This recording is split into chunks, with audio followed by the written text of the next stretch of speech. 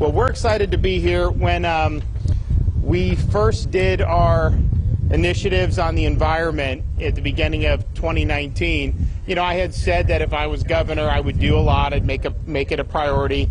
I think most people, while they appreciated that, they just assume people always say that to get elected. They don't do anything about it. So we came in and we set a bold vision right off the bat.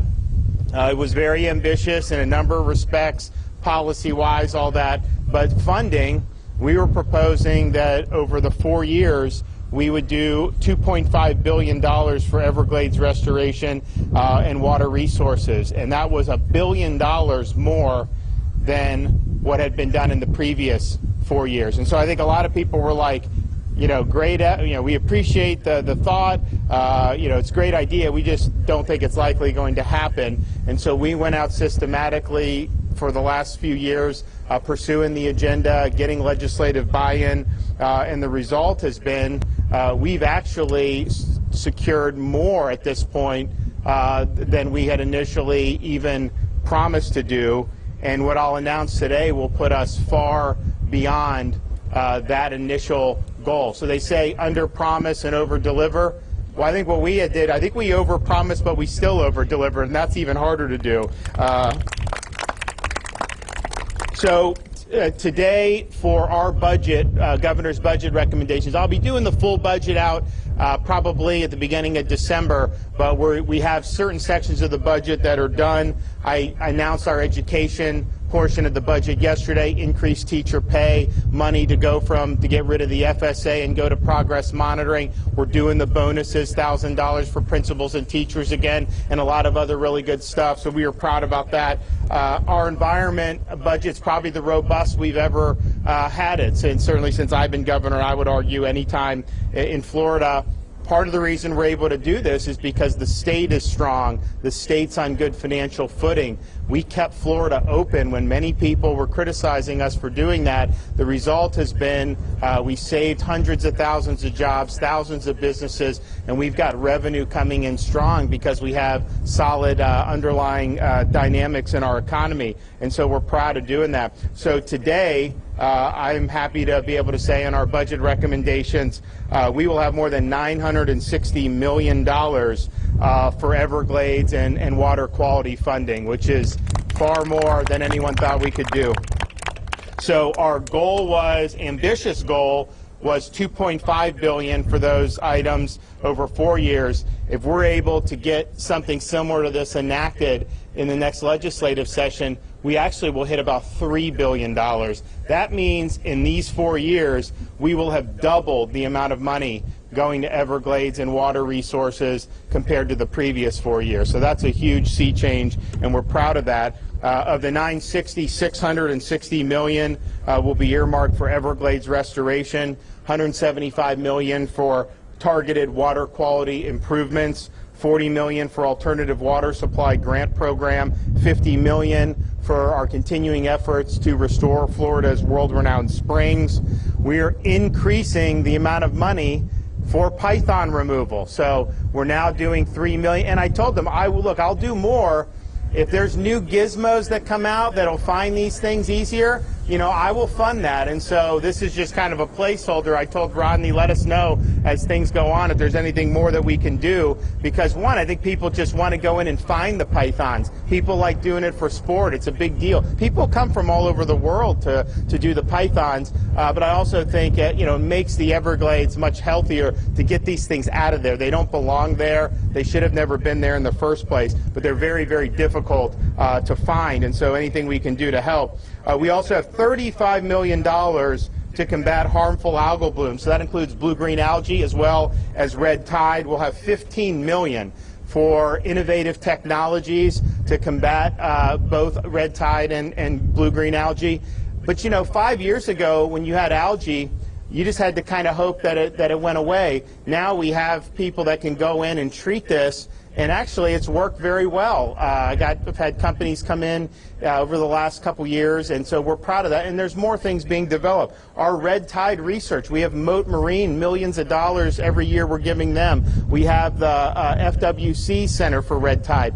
All of that stuff is getting money. More and more stuff is being looked at to be able to, the red tide's natural, so you can't say you'll prevent it from ever happening, but to mitigate it, I think is something that we're getting very close to having some effective things. We also are increasing aid to local government. One of the things we found when we had red tide, particularly this past year, if you go in and clean it up quickly, that makes a huge difference. And so we put millions of dollars in there in aid to local governments to be able to help them with that. The result was, it'd come in, it would be bad, you get the cleanup, and then it would be much better quicker than it otherwise would be if you didn't do those quick actions. So we're going to continue to support our local communities with that. We're also going to be, last year, we did really something that was path-breaking, a program called Resilient Florida, which really aims to assist different parts of the state in protecting against flooding and storms and all the things that we have to deal with as part of a coastal, low-lying state.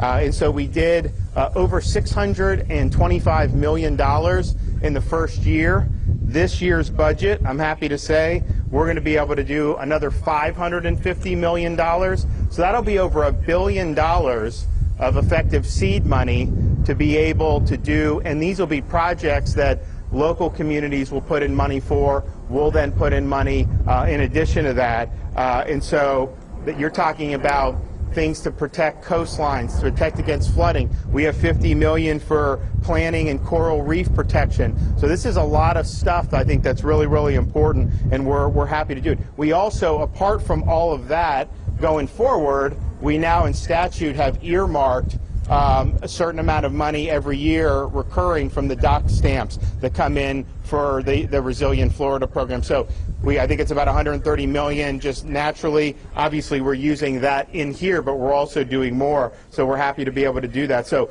all in all, I mean, this is a lot of really, really good stuff. We're excited about the progress that we have made.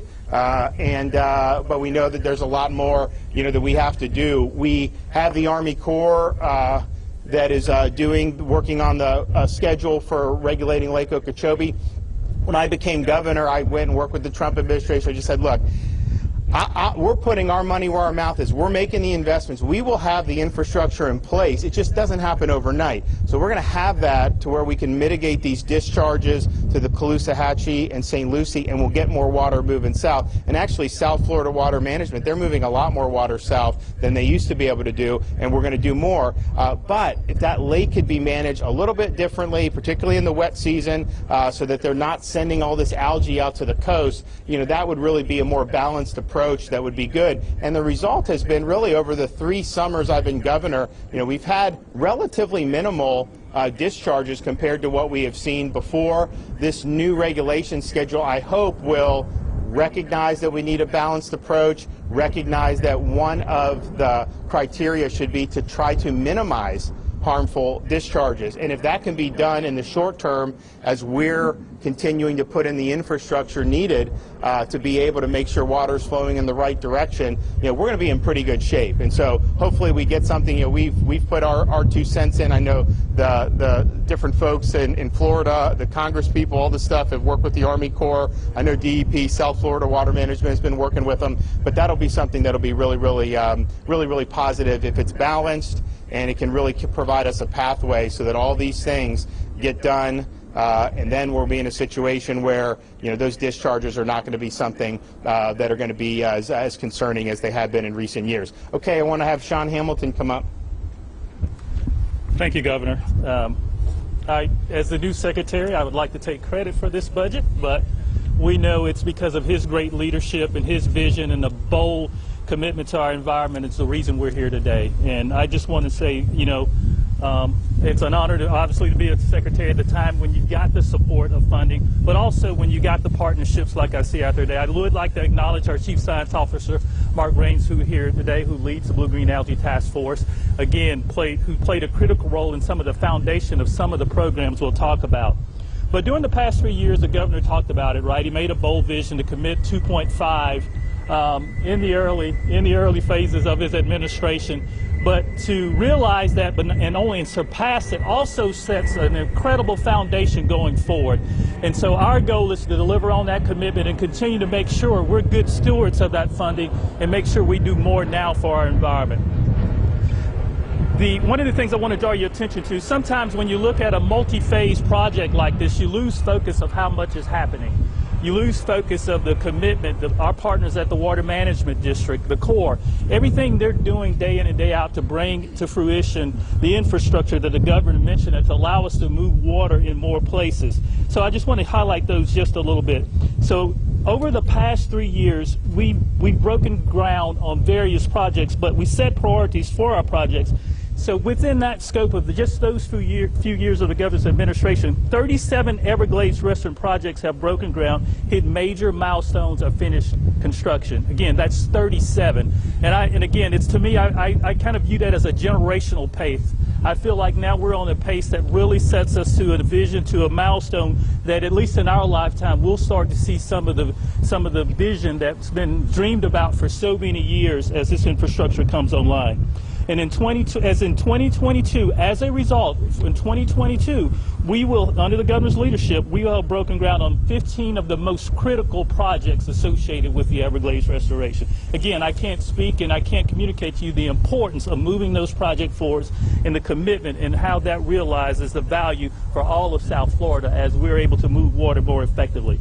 Additionally, we have implemented water projects to restore springs, all of our critical infrastructure, advanced wastewater infrastructure that will remove nutrients from our waterways. We've also utilized grant programs to help communities do things like septic to sewer conversions, all of which will add to the role of removing nutrients from our waterways so we can have better and cleaner water as we look into the future. Governor, thank you for your leadership. I want to thank you for your bold vision. Again, as we look to fortify our environment for the future, and we look forward to supporting you and the legislature in this upcoming session. Thank you. Okay, thank you. Okay, Eric Eichenberg, Everglades Foundation. Thank you, Governor. It's great to be with you all this afternoon. What a beautiful backdrop to be celebrating yet again the importance of America's Everglades, a national treasure right here in our own backyard, and to have a governor who is once again delivering on a promise. I go back to it's great to see some other guests here. I go back to January 10th, 2019, where the governor laid out a very bold set of efforts, promises, commitments to our environment, commitments to the Everglades, and 1,042 days later, here we are on the banks of the River of Grass, America's Everglades, where once again he has stood up and said that we are going to invest critical dollars to build infrastructure. This is water-based infrastructure. This is natural infrastructure. This is infrastructure that we need for our water supply. A third of the state relies upon the Everglades for drinking water alone. And this governor has done it time and time again. And not only did he call for this type of funding, the type of funding that will build a reservoir south of Lake Okeechobee that has been 21 years in the waiting. And it wasn't until Ron DeSantis said we were going to make this a priority, and he's done that. He did that by appointing the men and women who make up the governing board of the South Florida Water Management District, who are doing a tremendous job to implement this comprehensive Everglades plan. And this plan that was signed in 2000 set out a 30-year time frame. Under this governor's leadership, we are in that third and hopefully final decade to restore America's Everglades and pass it on for perpetual protection. The governor in the spring also called for a balanced approach to Lake Okeechobee. And not just the fact that we have historic funding here today, but because of his guidance, we're also going to have a generational change in the way water is managed from Lake Okeechobee. Reductions of the harmful discharges that he talked about, that not only kill the environment, but they hurt the economy. And time again, we suffered through that, but this administration has stepped up to make that difference and to change course.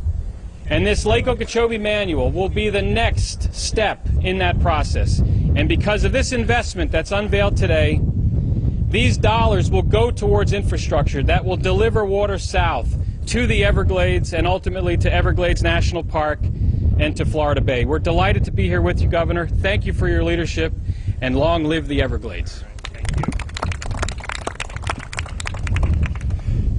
I'll bring up Chauncey Goss. Eric had mentioned, we came in and, yes, did the executive order, called for policy change, called for funding, but we also called for a new board members of South Florida Water Management District. I mean, that was a big deal. We've gotten a lot of folks in there, and I think they've done a really, really good job, and I think Chauncey's done a really good job. So, Chauncey, come on up.